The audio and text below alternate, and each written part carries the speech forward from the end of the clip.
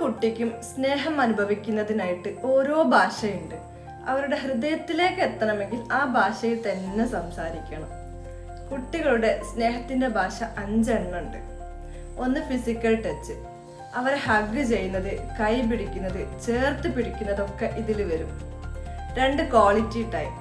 നമ്മുടെ അറ്റൻഷൻ എവിടെയും പോവാതെ അവരുടെ കൂടെ തന്നെ ഉണ്ടാവുന്നത്. 3 ഗിഫ്റ്റ്.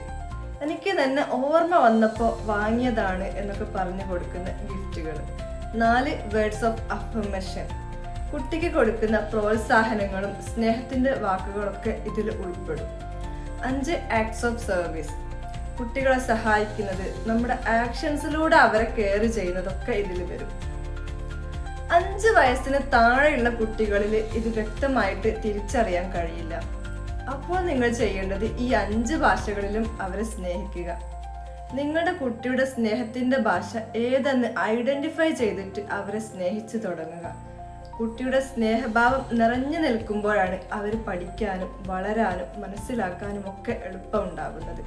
കാരണം സ്നേഹത്തിന്റെ മണ്ണിലാണ് എല്ലാ വളർച്ചയും തുടങ്ങുന്നത്. It's me Mufida from Revive, helping you to master your mind.